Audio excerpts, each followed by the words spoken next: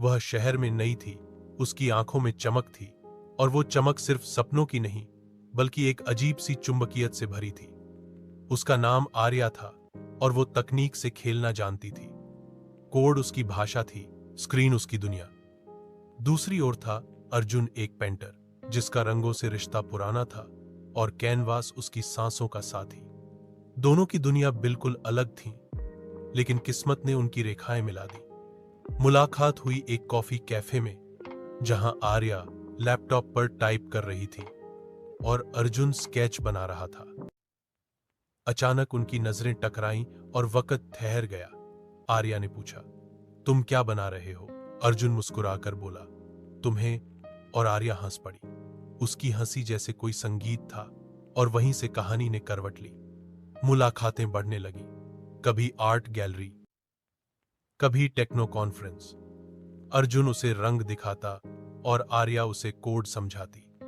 बीच में coffee cups और धीरे धीरे दोस्ती से ज्यादा कुछ बनने लगा, पर दोनों जताना नहीं चाहते थे।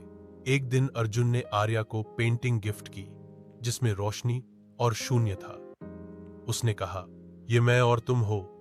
आर्या की आंखें भर आईं और उसने पहली बार दिल की धड़कनें महसूस की। उसने अर्जुन को बदले में एक ऐप दिया। ऐप खोलते ही स्क्रीन पर लिखा था, तुम मेरे कोड का सबसे प्यारा बग हो। अर्जुन जोर से हंस पड़ा और दोनों की हंसी में प्यार छिपा था। अब दोनों रोज मिलने लगे। अर्जुन ने डिजिटल आर्ट ट्राई किया और आर्या ने पहली बार ब्रश उठाकर रंग भरे।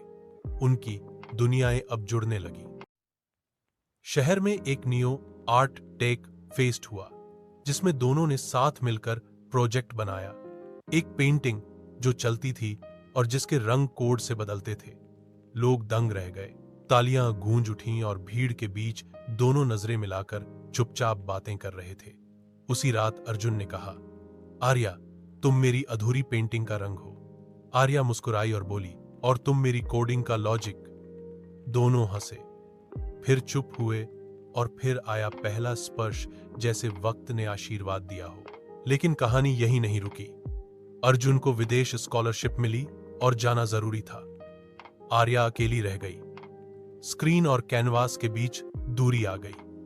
वीडियो कॉल्स शुरू हुए पर स्क्रीन ठंडी थी। महीनों गुजर गए। आर्या ने एक वर्चुअल रियलिटी गैलरी बनाई, जिसमें अर्जुन की पेंटिंग्स रख दी और एक कोने में लिखा, मैं तुम्हें मिस करती हूं। जब अर्जुन ने उसे देखा तो उसकी आंखें भर आईं। उसने तुरंत फ्लाइट बुक की और बिना बताए भारत लौट आया। आर्या अपनी गैलरी में व्यस्त थी जब अचानक पीछे से आवाज आई, क्या मैं अभी भी तुम्हारे कोड का बग हूं? आर्या पलटी और देखा कि अर्जुन सामने खड़ा है। उसकी आंखें भर आईं। वह दौड़कर अर्जुन को गले लगा लेती है। उस गले लगाने में महीनों की दूरी पिघल गई और वक्त वहीं थम गया।